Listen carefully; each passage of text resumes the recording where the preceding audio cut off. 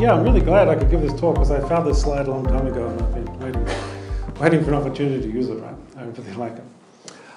So when I emphasize, we'll talk about security in blockchain, we mean a short talk, right? Because it's a tremendously difficult topic, complex topic, and we're changing a lot.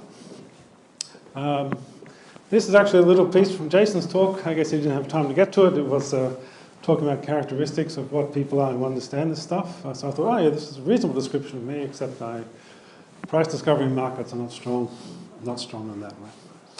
But yeah, I took my first cryptography class in 1985, down the road at Sydney University. Anyone remember who was Prime Minister then?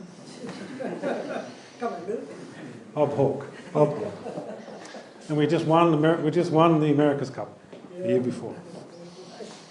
So it's quite a way. I studied overseas. I have this strange accent now. It's not clearly Australian, but I came back about... What's that? There's a bit crashing, so I think you need to close. Oh, okay. Oh, all right.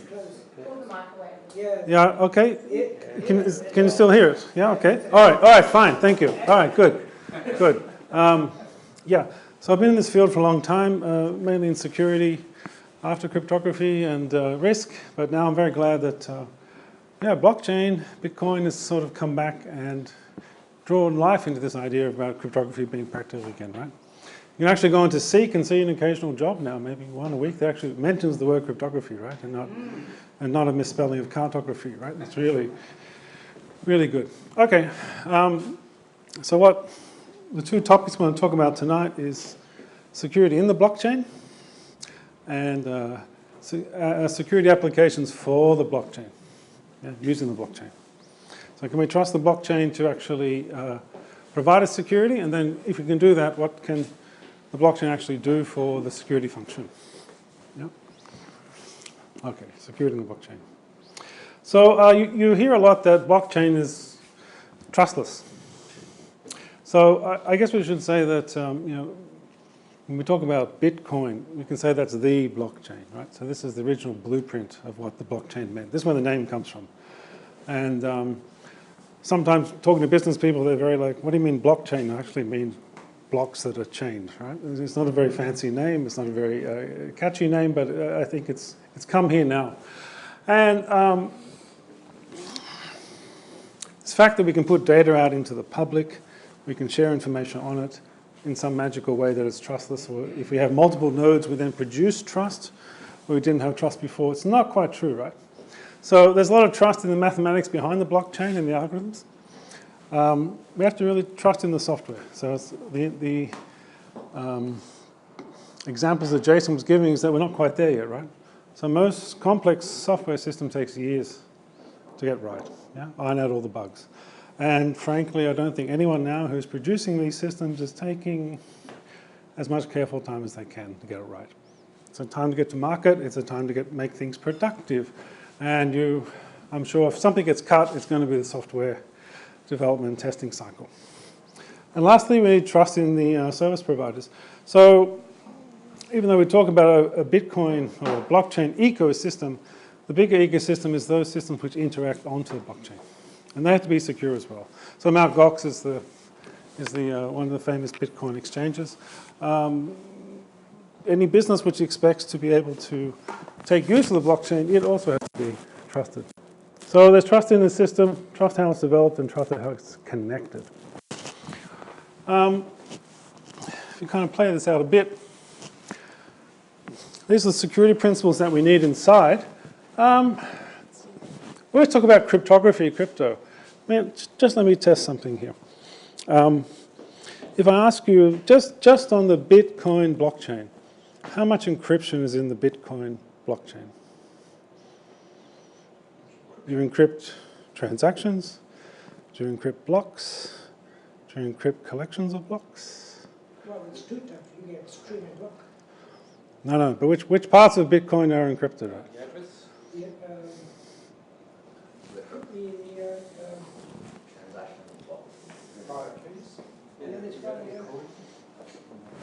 Nothing is encrypted in the blockchain. Nothing. But the mining, when the miners come out, they don't have an access to the Yeah, I mean, Bitcoin's called a cryptocurrency, but there's actually not a lot of crypto in there. Yeah. The main part of Bitcoin, which uses cryptography, is the signatures. Every transaction is signed. But that just verifies the signature. So you have the signature in plain text, the signature in plain text, and then the signatures next to it. Yeah. So there's nothing. I often read, I heard someone get on the radio the other day and say, yeah, we put things on the blockchain and we encrypt it on Bitcoin. I'm like, no, there's no encryption. The main thing we do is hash. We hash the hell out of everything, right? Yeah.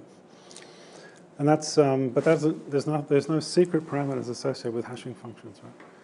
Because the Bitcoin blockchain is about integrity or immutability. Yeah, actually, It's not there to actually protect everyone. It's open. Everyone can read it. So, the PKI infrastructure, public key infrastructure. Who knows what that is? Public key infrastructure. Yeah, that's been around for a long time, and this is implemented inside a blockchain. So this is not particularly Bitcoin. It's just general principles, right? So because practically Bitcoin doesn't satisfy most of these. Okay, it has consensus. It doesn't have identity. Yeah, but you can have multiple identities, right? Integration, sometimes. Internal controls assurance, no. Resiliency, yeah, it has that. Privacy, no privacy really, but it has pseudo-anonymity, right? Yeah, okay. But typically now, if you want to use a blockchain application, you want to have privacy. So this is selective release of information, right? So especially as we look at some of these applications, if you put all of your information, a lot of information on the blockchain, you don't want that, you want it to be publicly readable. So it's not like a newspaper. What you actually want is to be able to release credentials or release attributes that's required to perform a particular service. Identity, yeah, we need to log on to the blockchain now. So this is something which is what we call, as Jason said, permissionless blockchains. You can just join them. There's no criteria, there's no thing which needs to be, authentication needs to be made. But if you're going to run things inside of companies, have enterprise blockchains, then identity is very important. Consensus, so yeah, consensus is where you actually get agreement between independent nodes that a particular view on data is consistent and true. And this. Sorry, is that, are you saying consensus is more like non-repudiation? I see it as non-repudiation. Non-repudiation is normally associated with somebody or an entity, right? Yeah. What it really means is that everybody in multiple places agrees to write down the same transaction and don't change it, or the same blocks of transaction. So yeah, you can't repudiate it, but it's not repudiation against you. Okay. It's the multiple copies that are held in the Bitcoin network or the blockchain network, which attest to it being agreed. And the part of consensus there is that we actually get independent parties to eventually end up storing the same thing. They come to consensus. Yep. So integration is very important when, basically there's a big problem on the internet when you join up systems which are independent. How do we make sure that that security is there? How do we make sure that data doesn't leak? So I saw a graph on the amount of data which has leaked over the last data breaches. It's just horrendous, and you can assure that we've seen some small incidents, but as this ecosystem grows, there'll be huge incidents about that. Internal controls, like I know there are large companies that have that basically have internal blockchains. I'm not sure how they're actually keeping them safe, what internal controls they're using to do that, right? It's all new stuff. Like regulatory compliance, it's still developing, right? So if you're a business manager and you want to actually make a blockchain application, what regulatory compliance would you have to look at? Yeah. The resiliency. Naturally, blockchain is typically more resilient than most architectures because it has this distributed systems. So it can lose nodes, it can lose links, and it can still be reasonably robust, right? That depends if you have a large number of nodes, yeah? Just let you know how complex it is. So if you actually want to get all these type of properties, here's an example of a Bitcoin platform. This is the Sawmill platform from Intel. This is part of the Hyperledger project. And I can just tell you, it's not meant to be readable. It's just meant to know there's a lot of components, right? So over here is the consensus part. Yeah. Down here is basically the connection to the network for doing basically stuff to do with dispatching messaging. Here is the blockchain controller. Here is a publisher of where published blocks. Over here you have the client application which comes in. This is the web. This is developing for the transaction processing. And over here is more to do with the managing transactions, right? And this is just a, what can I call it? This is a high-level architecture. It's much more complicated and messy than this, right? So if you actually know anything about Bitcoin, Bitcoin's much, much simpler than this, right?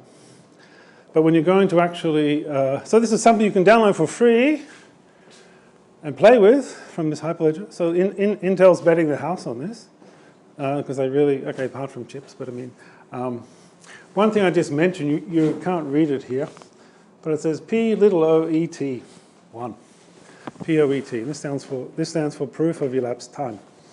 And this is their way of doing consensus.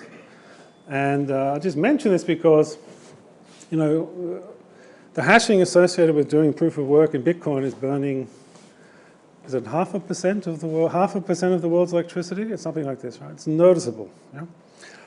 This method here is basically for, you have secure chips inside of Intel boxes. And they pick a random number within a given range, and the machine with the largest number goes forward as the next one to create a block. But they're trusted to do that because this is each Intel machine has a secure chip. So you trust the security of the chip, not the actual individual machines. Yeah. Yeah. Hi. Sorry. Oh, I think they like this proof of. This is their own invention, right? Yeah. So. Oh no, but I mean this consensus module is pluggable. What they want here, they're deciding to have proof of elapsed time to push their chips to push these particular properties of the chip. They could use proof of stake, but that's. I imagine the platform is pluggable, right? So if practical business in general, that works, you can plug it in. So. But the thing is then, I think if you mix the consensus method, you'd have to have a different blockchain, right? Yeah. So anyway, this is kind of, I mean, something I'm worried about, you know, the security of, in particular, Bitcoin is the hashing consortiums, right? So this is from late last year. So this is who owns the hashing power. So basically now you hash to produce a block every 10 minutes. And what's the price of Bitcoin now? 10 grand, yeah. 10 grand, and you're getting 12.5 Bitcoin. Right? So that's, you can potentially make 120 grand in 10 minutes, right? So, okay, this is not Wall Street numbers, but it's still, it's a few holidays, you know, maybe half a room in a Sydney house or something. But so there's a long tail here. There's lots of small players, but you know, a big threat to the entire system is that, you know, some of these big groups can get together and perform a 51% attack. Yeah? They can basically pool their resources and then start to control. They can produce more blocks at a faster rate than everybody else, right? And they take the lead. And I mean, and there's nothing controlling this, right? There's no one you can appeal to, like, you know, if BTC.com joins up with via BTC, there's no one to say that would be. There's no government or international body you can go to and say that would be you know, uncompetitive. So I guess we're really hoping here what's being held together is that their kind of self-interest keeps them into their own things settled down, right? So in most big markets, you only get you get 2 or 3 big players, right? Google and Apple, for example. Yeah. So I'm worried about that. Yeah, sorry, this could happen any time, right? This is more worrying, but probably a little bit far away. So I said there's no encryption in the Bitcoin blockchain. That's true, but there's signatures. And the digital signatures are produced by cryptography. And the particular type of cryptography which is used is something called elliptic curve cryptography, or ECC. And ECC is basically cryptography based on this geometric properties of a curve. So the basic quantities that you work with, you're no longer working with numbers to do computation, you work with points. And these curves have this special property. So the curve is basically this egg piece and then this kind of normal curve put round to its side. And it sits in here, the xy plane, right? So if you pick 2 points, this is the property it has. You pick 2 points, you draw a line through that line cuts the graph in a unique third point. And then to complete what we call point addition, we reflect through the x-axis. So you want to add 2 points, you pick the 2 points, draw a line, where it hits a curve in a third point, reflects through the x-axis.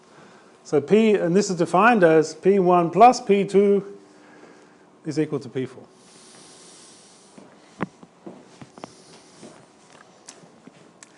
Now, this seems a strange thing to do, right? But what we can actually do is define a few more rules, and we get a consistent type of arithmetic.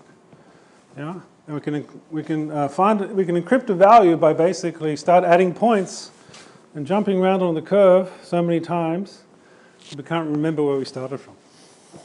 And this is the security here,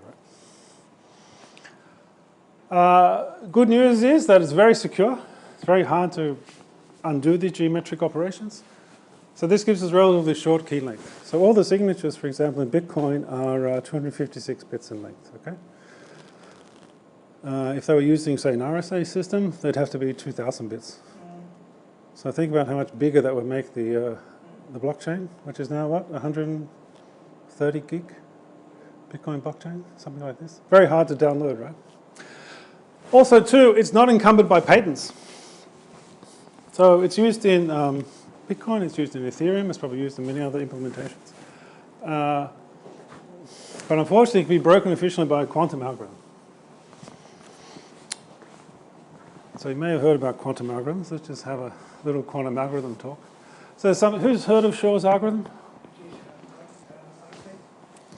Okay, here he is. He's looking more and more like Santa, but he's a very happy guy. Ever since he invented this algorithm, he's been happy for 20 years now.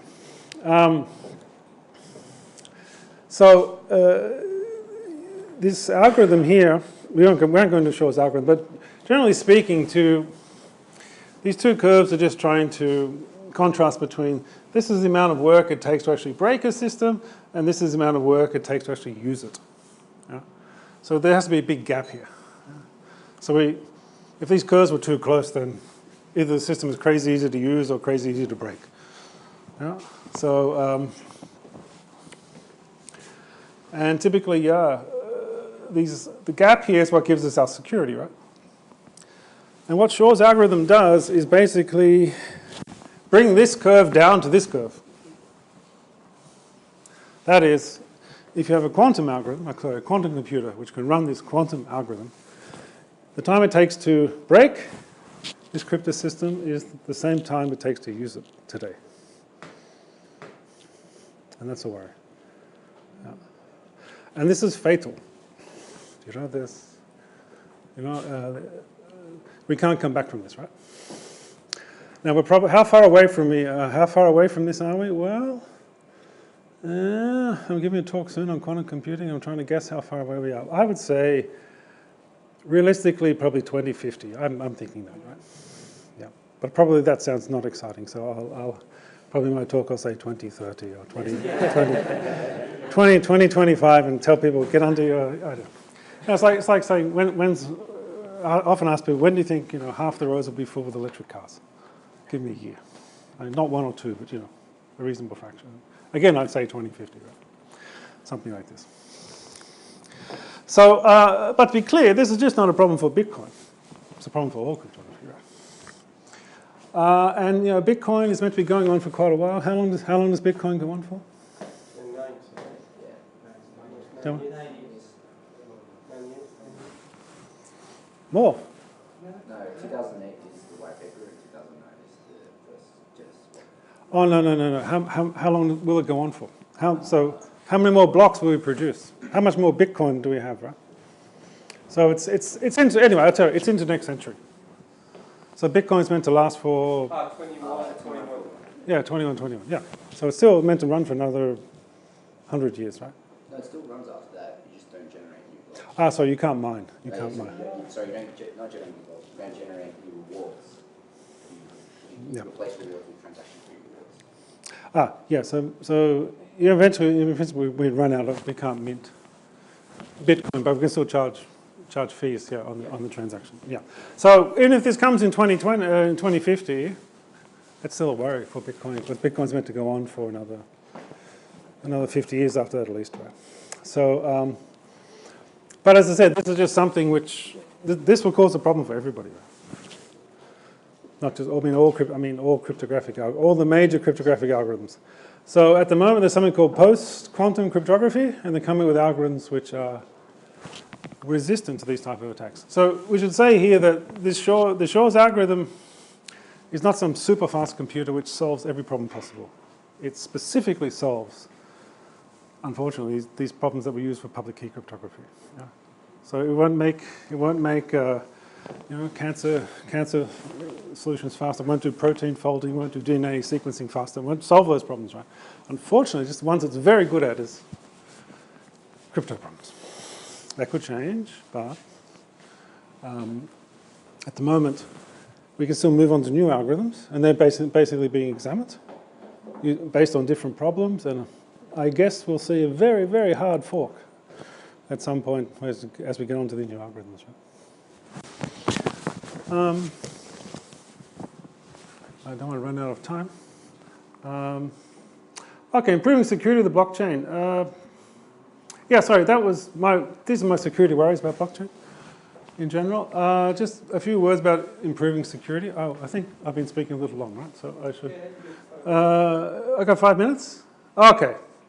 Then just let me go through this quickly, right? So one thing I think is that these public key infrastructures, so this is kind of a technology this binds a key to a person's identity, a public key. Yeah? And what this means is that if someone wants to send you an encrypted message, they can look up this identity and send you a message. So it's like a many-to-one relationship. Many people can send you a message. On the other hand, if you want to sign something so everybody else can verify it, this also works. Yeah? You use the private key that you keep secret, and you use one of the public keys which sit inside. So this technology has been around for, well, since the mid-70s, right? In earnest since the mid-80s. It never quite got there as being sort of, household name. Yeah? So it's an under-the-hood technology. So when you do SSL connections, when you make a credit card transaction, you go from HTTP in your branch, and it goes to HTTPS. It's using certificates for that. Certificates which are embedded in the browser. Now, this would be a perfect thing to put onto the blockchain. Because now you have a lot of embedded modeling, as I said, security inside the browser. Here you could put, so this is a public key infrastructure. There's nothing hidden here. It's perfectly good thing to go onto the blockchain, right? And this is the basis of identity, right? Because if you have this initial binding between keys and identities, this is where services can start. And people are getting pretty crazy about services, right? I can't quite read all those out to you, but there's a lot of them, right? So infrequent, yearly, monthly, daily, sign accounts online, collect parcels from the post office, collect prescription medicines, sign up utility telcos. Anyway, I mean, these are all things that if someone knows your identity, these are operations that you can perform. And people are brainstorming through them, right? Now, I think a lot of them are hard to realize, right? But let me give you a simple model which I think is really the way of the future, right? So let me tell you a story. So about a year ago, I moved down to Canberra, and I wanted to rent an apartment, yeah? And I applied. And what did I have to give them in my application? My passport? Okay, not my passport, a copy of my passport. Yeah, a copy of my birth certificate, a copy of my Medicare card, a copy of my driver's license, a copy of my employment contract, a copy of specifically about how much I'll be earning, my payslip, previous references as to where I had lived, and previous personal references, you know. And then that was just put my name in the hat. That's just like to maybe get it right. So you know, I mean, this is mild identity theft, right? They're now me, and there's nothing we can do about this, right? Because if somebody wants to get this proof, there's no other way apparently I can transact this information to them except give it to them. Be like, you know, yeah, it's just a little bit too much. But they'll keep on saying, what else can we do? We are required by regulatory obligation. I could be a terrorist or something like this, right? Yeah. Smoker, whatever. Yeah, I can't let you in. I mean, the idea here of this type of extension from basic identities is that you have a person, you have an identity. But then you have these other groups that issue you credentials. So you can have the government issue with a, say, you are a passport holder. You are someone who has a driver's license. Yeah? You are someone who has a Medicare card. My employer can issue, yes, you are employed. Yeah. These are all digital attributes, which could be signed, for example. And what happens is that when I want to do something like rent a car, rent an apartment, buy an apartment, get a job. Yeah, just to be clear, when I went to get a job, I had to provide all this stuff as well, right? You know, pretty much everywhere requires a major outlay of credentials. You break things down into, you have a collection of whole institutions that issue with credentials. Yeah? And then when you come somebody who's a verifier, somebody who wants to know something about you, yeah, you selectively send them just those attributes that they need to prove who you are, or to prove that you have a particular property. And then that information, this time it is encrypted, it'll sit on the blockchain. So it would have been very nice if I wanted to move into this apartment, they sent me a smart contract saying, this is your apartment for a year. Please provide, if you provide, this and that, we will send you a contract, and if you sign that, you'll have this at the rate of $400 a week for this date. Yep. And then I would resolve that. My first step would be to go and prove my identity, prove that I have a healthcare card, prove that I have a job. But these issuers could actually do this for me. And the cryptography is all worked out, I can tell you. It's been worked out for 20 years. It hasn't had critical mass to use it. So this is where I think things are going, in particular in this space. So identity, once you have an identity, that's step one. Then you bind it to issuers who give you, attributes. Then you can have protocols. You can do services that require identity, payment, authorization, provenance. So our government, me being in Canberra, they should be keen to start issuing these credentials, right? So are you saying that they're keen to Progress Connect? I think they, no, who's got an account on my Gov? Would anybody call that advanced? No, not at all. And then if you have a Medicare account, so if you have a Medicare, it's not hooked up to MyGov. You have to link them, and it's a major. Yeah. And so I think they're kind of way behind, right? But basically, there's a whole suburb of Canberra called Tuggeranong, which is denoted to the Department of Human Services, right? There's thousands of people down there. It's they're trying to make things better, but just getting things online, that was hard for them, I think, right? But this is from the Homeland Security America, right?